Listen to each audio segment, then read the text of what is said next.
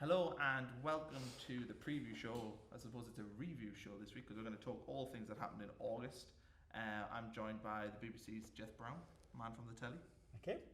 and the Sunderland Echo's Phil Smith, who isn't really on the telly. No. And No. we get him on the telly sometimes. Occasionally. Yeah, occasionally. Special I guest. see you outside the academy occasionally, doing the odd little video. So today, I suppose the best place to start is probably Peterborough at the weekend, which was a day where everything that could go wrong did go wrong. Phil, what was your assessment of the performance? Well, I think the game probably had kind of two parts to it, really. I thought the first 50 minutes was a game between two sides who were quite cagey. I think were very wary of the other side's attacking talents. And there wasn't really a huge amount of clear-cut opportunities.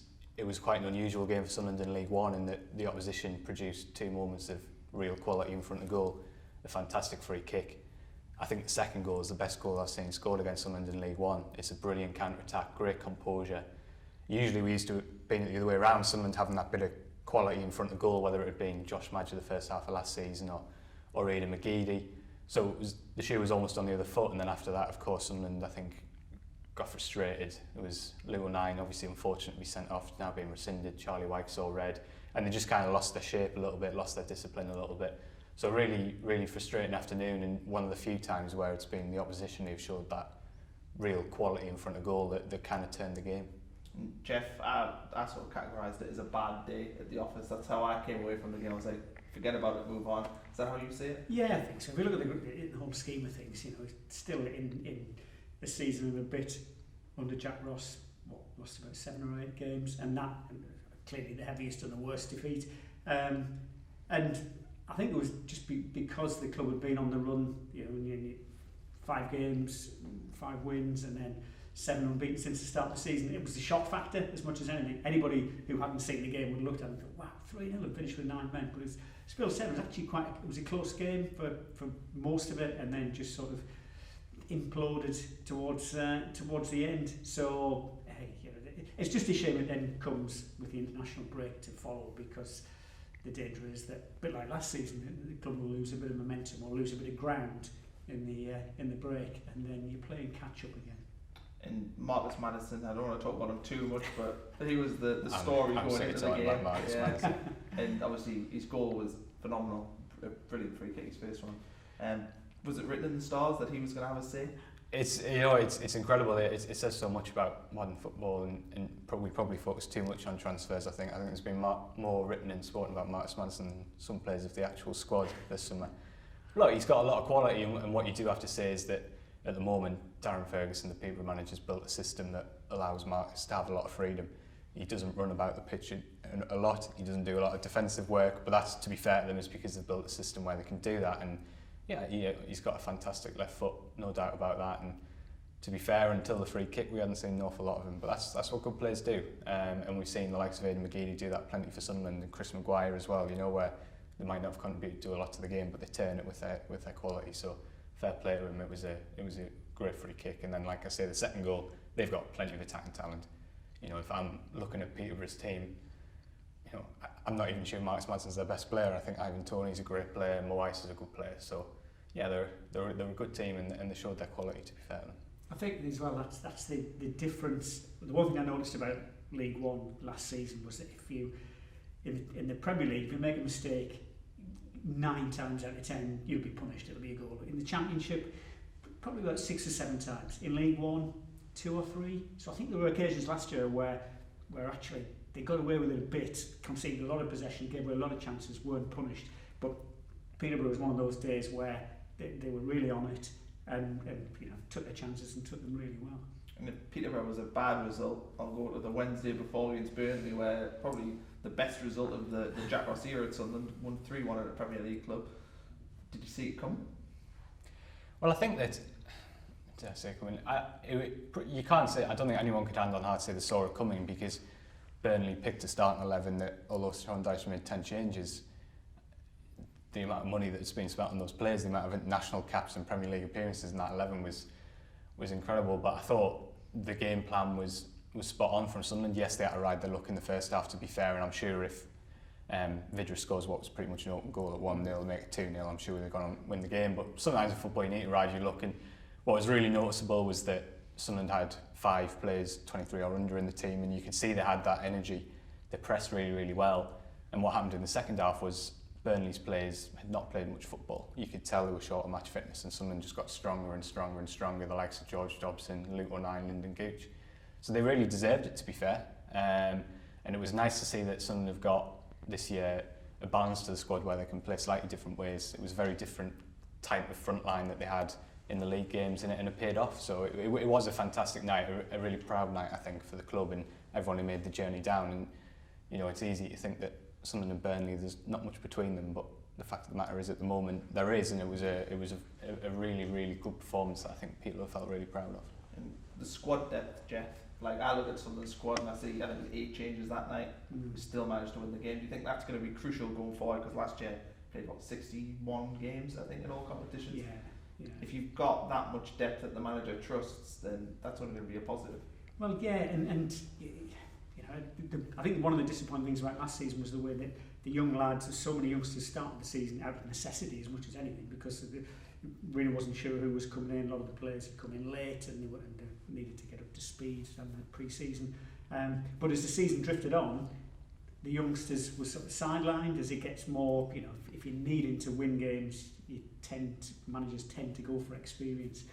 So it was nice that there was, you know, a few more young lads in the team, and you know, but it's still, you know, I think Jack Ross said at the start of last season, it's going to be a bumpy ride to start with because it's a bedding in process, and 7 more new players to come in. So I don't think fans should get too down about where the team, you know, lost 1 game. 3 points off the top. Yeah, still because it is still a bedding in process. So yeah, it was good. It was good to see youngsters coming through, and I wasn't that surprised about the Burnley result, if only because a lot of Premier League teams, especially if they're at home in the first round, in the early rounds of a cup competition, they're not that interested. You know, they put players in, but even though they are big money buys or whatever, quite often they haven't had much game time. As Phil said, a lot of the Burnley lads hadn't. And actually, I think Sheffield United away isn't a bad draw for the for the second round, sort of the third round or whatever it is. Transfer business. Lawrence de Bock, he was the big signing on deadline day. Was done pretty early, and there was no waiting around till 5 o'clock to see if anything else was going to be done. But we need a left back. It's kind of an unknown player, it's fair to say. He's been at Leeds United, but what do we know about him? Do you think it again just adds that little bit more depth that Denver has competition in that position? Yeah, I think it was, you know, Jack's kind of said before that the one thing he didn't want to do was go to a Premier League club and get a young loan in, someone, you know, 19, 20, 21 who hasn't played much football, because he kind of already has that in Denver, and he wants to give Denver an opportunity. And you have to give Denver a huge amount of credit for bouncing back from what was quite a tricky start of the season. I thought against Wimbledon and Burnley he did really, really well. He's got so much to offer going forward. He's quick and he's got quality. So you didn't want to bring somebody in who's going to stop Denver playing football this season, but what he did want was a bit of experience. I've never seen Lawrence de Bock play, so I can't talk about his quality or anything like that, but what we are talking about is a guy who's played over 200 senior games of football. Champions League football. He's at a good age and he's played for a big club, albeit in Belgium, but even so, a club that's used to going to titles. So in terms of the stature of play you've brought in, I think it's spot on. It's someone with good experience who can be a good foil for Denver, and hopefully Denver will still get plenty of opportunities, because he's shown in the last couple of weeks that what we knew last season, that he has got the quality, but now you're not totally dependent on him. That's the big thing. You can never say how it's going to go with a new signing. Lawrence de Bock is the same as anyone else in that sense, but it's good that they knew what they wanted, which was experience, and they've gone out and been able to get it. And Jack Baldwin left, and he was essentially replaced the previous week by Joel Lynch. Do you think that Jack Baldwin just couldn't seem to break into the team this season? Played very well away at Burnley, but the manager wanted something a bit different at centre back, and Joel Lynch seems to offer that. Yeah, I think it was a bit of a disappointment that Jack seemed to start reasonably well last season, and then it just tailed off. He seemed to lose confidence, and I think the fans lost a bit of heart, a bit of faith with him. So I felt sorry for him, because at first I thought, this guy's really going to, you know, he's played up here before, he's played in the area before, he knows what it's all about, and I think he'd been captain at Peterborough before, so you think, oh, he's obviously got leadership qualities, and just never quite showed that, which was a shame. And yeah, just going back to Denver Hume, like anyone who saw him at the start of last season would have thought, wow, this kid is a real find. And then of course he got that injury, he was out for a long time. But it's great that after the shaky start of this season, he's shown that confidence, and hopefully with someone behind him pushing him, he'll come through again. And Ethan Robson, he was the final player to leave. He went to Grimsby on loan, similar to Elliot Embleton last season, same club.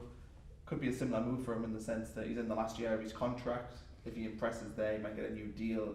But do we see Ethan maybe the end of the road for him at Sunderland, or do you think he will come back? Well, I think it's kind of two sides to it. One, Ethan's at a club where everybody rates him and everyone knows how good he is. We've all seen Ethan play well for Sunderland in the Championship, never mind League One. He's got a fantastic left foot. He can get box to box. He's got a bit of height, a bit of physicality.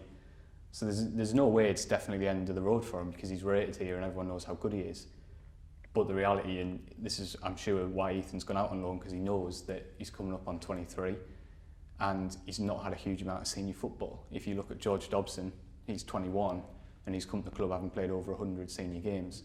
So I think Ethan knows, and the club knows, that if he's going to break through, he probably needs to have a spell where he can prove that over 15, 20 games he can stay fit, he can stay consistent.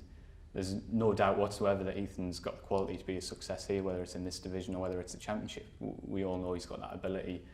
And I'm sure Ethan knows that he just needs to show that he can be robust, if you like, that he can do it over a 15-game spell, get through 90 minutes over and over again. And if you can do that between now and January, I see no reason why he can't come back and give the manager a headache, because we know the manager rates him.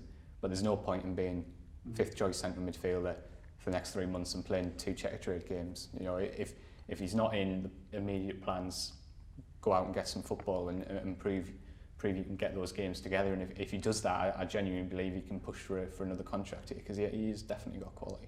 It's one area where the club is really well stocked, isn't it? It's central midfield, and you always cling to the hope that there'll be another Jordan Henderson who went out to Coventry, and I think everyone just thought, oh well, there's a kid who's just and then came back a different player because of all those games he had under his belt, and went on to even greater things.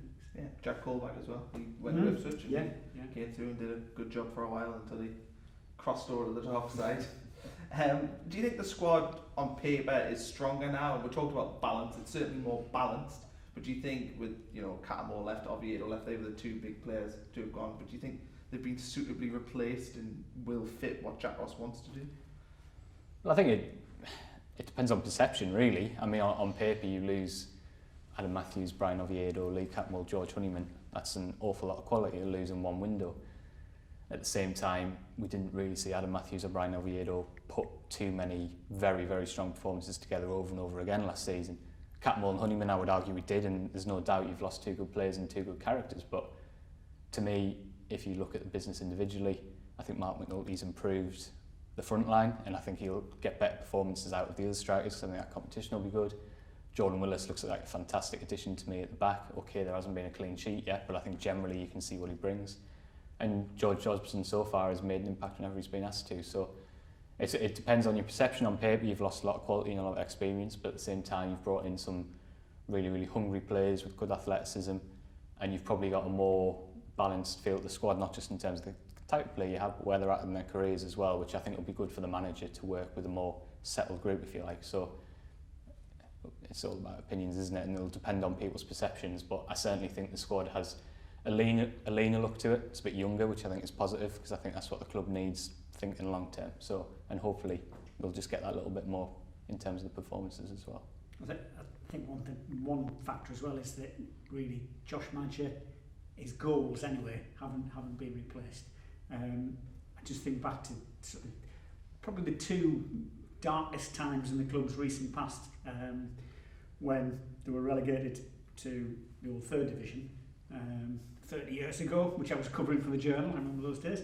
And out of nowhere, they went to York and got a young lad called Marco Gabbiadini, who went on to become one of the club's great goal scorers, and pushed them on for a few years. And then after relegation from the Premier League, just when the Stadium of Light is opening, from nowhere, they found Kevin Phillips, who, again, another of the great goal scorers. Madger possibly had the opportunity to do that, and if he'd stayed, I'm pretty sure the club would have been promoted last season. And although Will Griggs come in, that's the one thing that's missing at the moment. I think that's just going back to Madison, and fans will look at that and say, oh, that's what we wanted, a goal scorer who can just out of nothing produce goals. So I still think that's just the one thing that's missing from the team. And I look at the other sides around the league. Obviously, we talked about Peterborough before. They are actually a point lower than us in the table because they had a bit of a ropey start this season. But Lincoln's currently top of the league, but could be losing their manager. There's rumoured to be going to Sheffield Wednesday. Peterborough, obviously, we talked about Ipswich as well. I think Ipswich are top of the league, not second. Blackpool and Coventry also in and around the top 6. Do you think they're the teams that Sunderland have got to worry about? Rotherham had a bit of a stuttery start. I think they're in mid-table. I still think Portsmouth will be right up there. I think they've obviously, I think their team's gone through a little bit of transition in terms of bringing the likes of Marcus and Haaland since they've lost McClart. I think Kenny Jet's having to adapt his team a little bit, and we've maybe seen a few teething problems. But you look at what the manager's done in this division and you look at the players he's got, they're not going to be far off, I don't think. Lincoln, obviously, Danny Cowley's been massive for them, so if they lose him, he'll be a big loss. But actually, if you look at their squad of players, they should be good enough, whoever comes in, to compete at the top. And I still think it's early in the season, but I think if you finish above Ipswich, I think you'll get automatic promotion, because I think we saw even on the second day of the season, they've got a lot of young talent and they've just recruited big, tall, physical players who know the league, and they look pretty well balanced. Nothing particularly sophisticated about the way they play, but I think it's pretty robust, and I think they'll churn out results. So those would probably be still the three. I think that if you finish above them, you'll have a great chance of going up.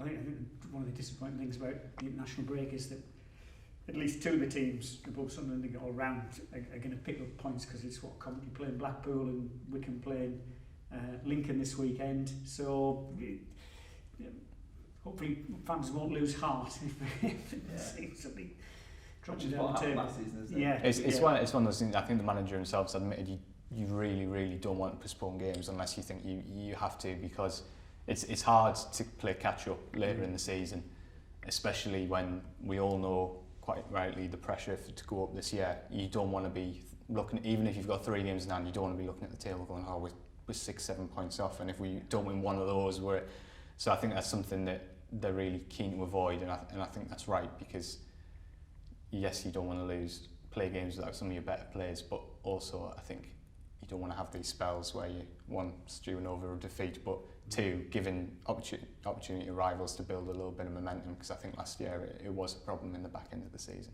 But the reason why, one of the reasons why the team's done so well over the last year and a bit is the goalkeeper, isn't it, John McLaughlin? So Absolutely. If he's not there, what a gamble to say, yeah, we're going to go into this game without him. So it must have been a tough call, I thought. Elsewhere around the league, obviously everyone was tracking Bolton and Bury. Bolton were saved in the end, Bury weren't saved. Don't know what's going to happen with Bury though, they're trying to get back in, we'll see what happens with that one. But Bolton, new squad, new manager, which is obviously great news, but I think it comes with the caveat of teams being at a disadvantage, because they're playing against now a proper football team, whereas the first 5 teams to play them under 18s, were playing under 18 team winning 5-0 every week. So do you think teams are at a disadvantage? Can you see teams being frustrated by the fact that, say, Ipswich have managed to play them and win 5-0, Wycombe's played them?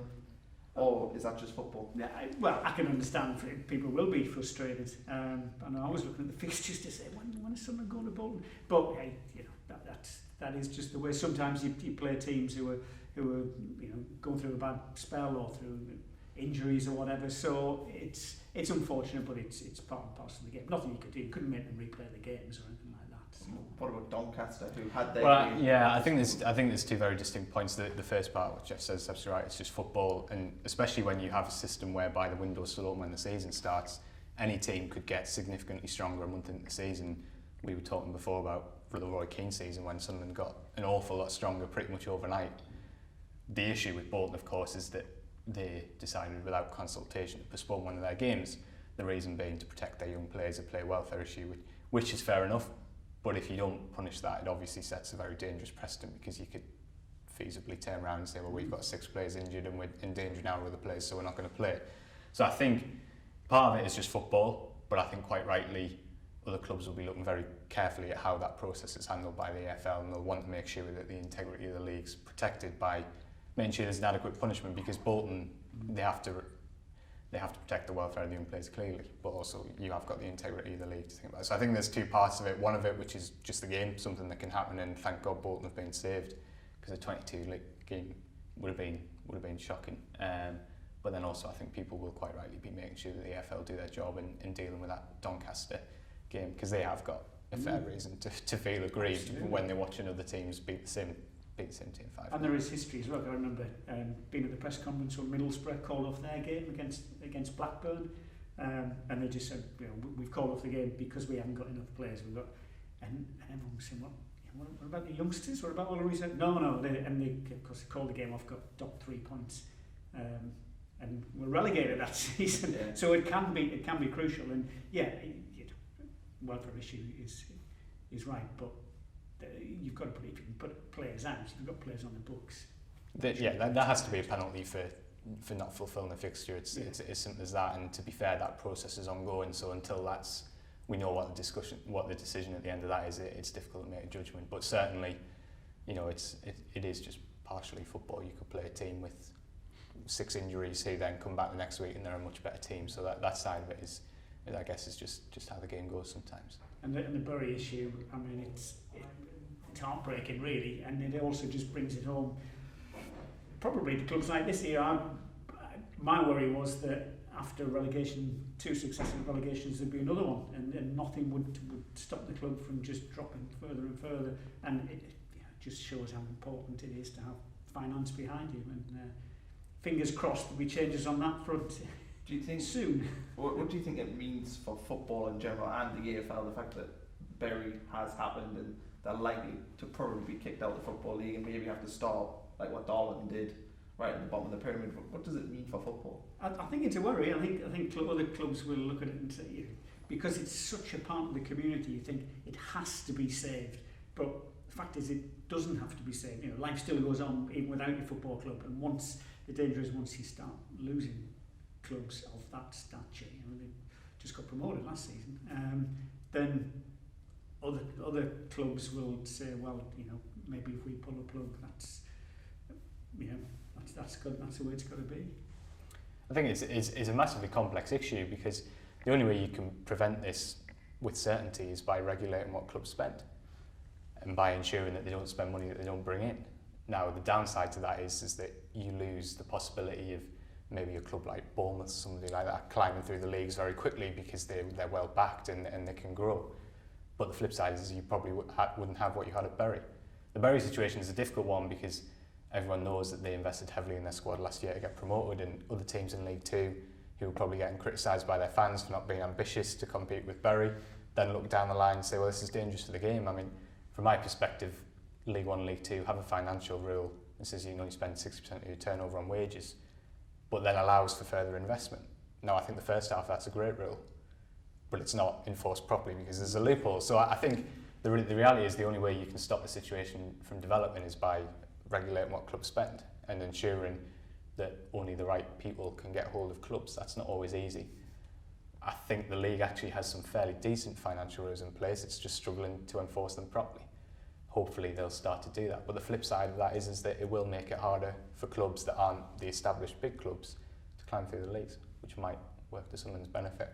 It's the other side of it, because they are a club that would potentially benefit from that. So I think it's a really complex issue, and like I say, I think the only way you can prevent this from happening is regulating club spending more closely. Some people agree with that, and some people won't. And last thing, just before we go, we'll talk a little bit about the game against Accrington Stanley next weekend. We're going there again. I think this is what, 3rd visit? 4th time this year. 4th visit, yeah, because obviously the game. Well, 4th time. The first one was, I think, December last year, so it's the 4th time since December that we've been there. Yeah, so we know what to expect there. We've actually got a decent enough record there as well. Yeah. So, do you think that I suppose has to be a must-win if you want to get promoted? Every game's a must-win. Yeah. Every game's win a in must-win. September. Yeah. Actually, the Portsmouth game was probably a must-win. I think against Peterborough, a draw would have been alright against Peterborough. Yeah, that's true. Well, I think that September could potentially be a really good month for Sunderland because they've got a cup game against Sheffield United. I completely agree with Jeff. I think that's a really good opportunity actually to potentially go and do what you did against Burnley. Once you get past the next round, you've got a great chance to get one of the real big hitters, which would be fantastic. And then you've got four league games as well. they'll all be tough games, but there's no doubt there are opportunities as well. And to be fair to Sunderland last year, they always responded pretty well to defeats, whatever you think of the team or anything like that. If you look at their record after losing games, it was really, really good. First loss of the season was against Burton. I think it was after that they went on their long winning run, which is 9-10 wins in all competitions, I think. So to be fair to them, they've always responded really well to defeats, and if they do that in September, then I think we'll be on 10 league games at the end of September. If you get 3 or 4 wins, 20 odd points, you will be in a really, really good position. Jeff, what do you think going into the game at Accrington Stanley?